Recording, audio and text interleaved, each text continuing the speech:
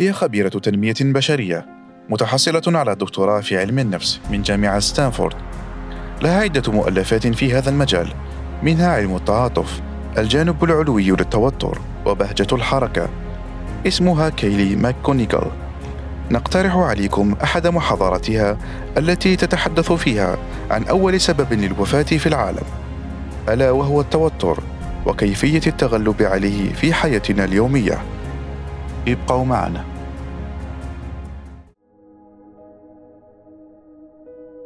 I'm a health psychologist, and my mission is to help people be happier and healthier. But I fear that something I've been teaching for the last 10 years is doing more harm than good, and it has to do with stress. For years, I've been telling people stress makes you sick. It increases the risk of everything from the common cold to cardiovascular disease.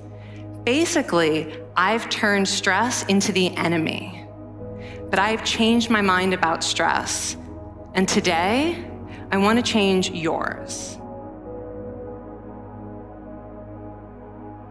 People who experienced a lot of stress in the previous year had a 43% increased risk of dying.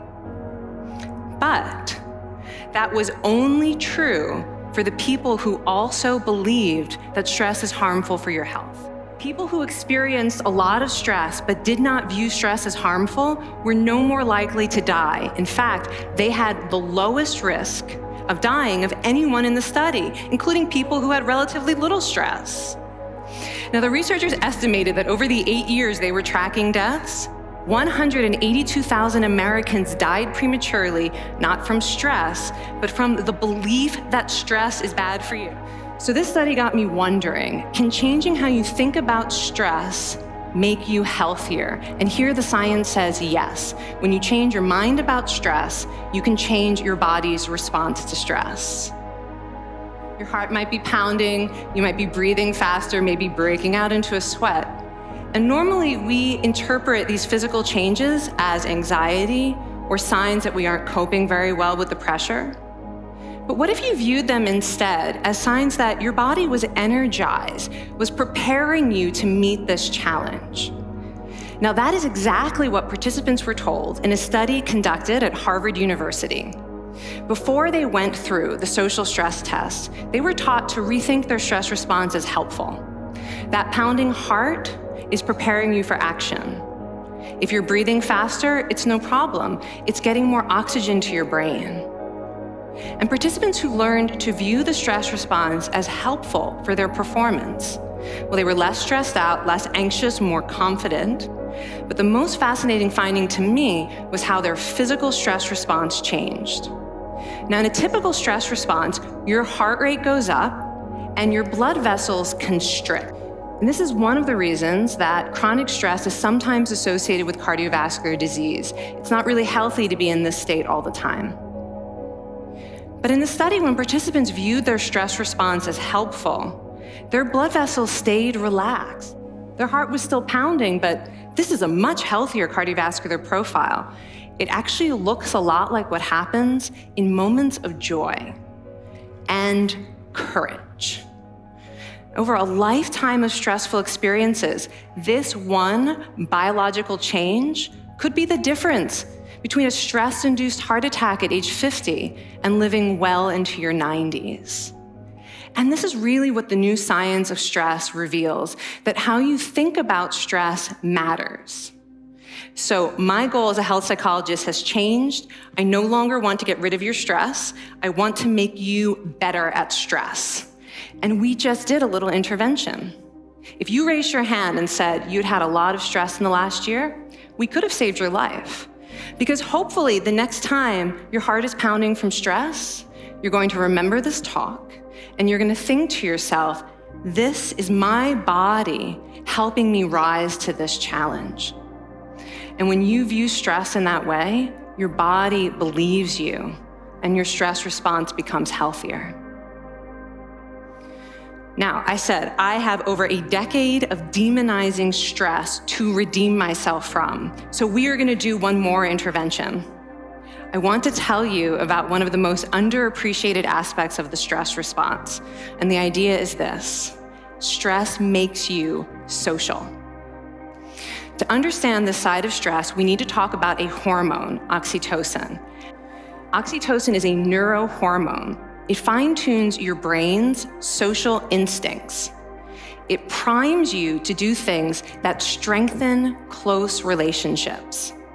Oxytocin makes you crave physical contact with your friends and family. It enhances your empathy.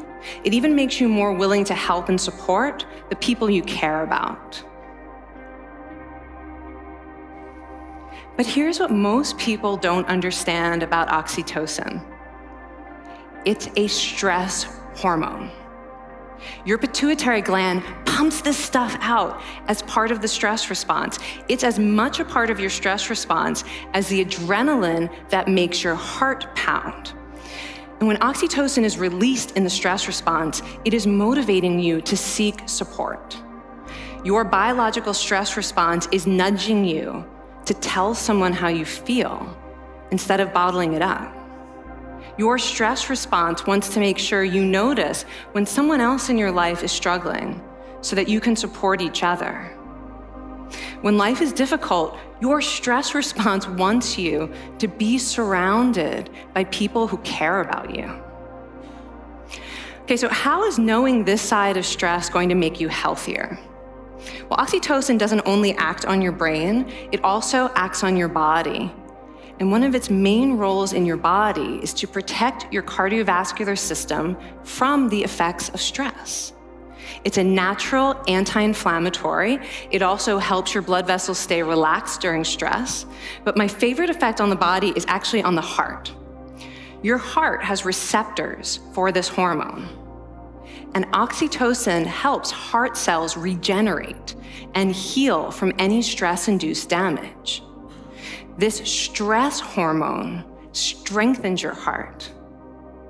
And the cool thing is that all of these physical benefits of oxytocin are enhanced by social contact and social support. So when you reach out to others under stress, either to seek support or to help someone else, you release more of this hormone, your stress response becomes healthier, and you actually recover faster from stress. I find this amazing that your stress response has a built-in mechanism for stress resilience. And that mechanism is human connection. I want to finish by telling you about one more study. And listen up, because this study could also save a life. This study tracked about 1,000 adults in the United States, and they ranged in age from 34 to 93. And they started the study by asking, how much stress have you experienced in the last year? They also asked, how much time have you spent helping out friends, neighbors, people in your community? And then they used public records for the next 5 years to find out who died. Okay, so the bad news first. For every major stressful life experience, like financial difficulties or family crisis, that increased the risk of dying by 30%. But, and I hope you are expecting a but by now, but that wasn't true for everyone. People who spent time caring for others showed absolutely no stress-related increase in dying, 0. Caring created resilience. And so we see once again that the harmful effects of stress on your health are not inevitable. How you think and how you act can transform your experience of stress. When you choose to view your stress response as helpful, you create the biology of courage. And when you choose to connect with others under stress, you can create resilience. Now, I wouldn't necessarily ask for more stressful experiences in my life, but this science has given me a whole new appreciation for stress. Stress gives us access to our hearts. The compassionate heart that finds joy and meaning in connecting with others. And yes, your pounding physical heart working so hard to give you strength and energy. And when you choose to view stress in this way, you're not just getting better at stress, you're actually making a pretty profound statement. You're saying that you can trust yourself to handle life's challenges. And you're remembering that you don't have to face them alone.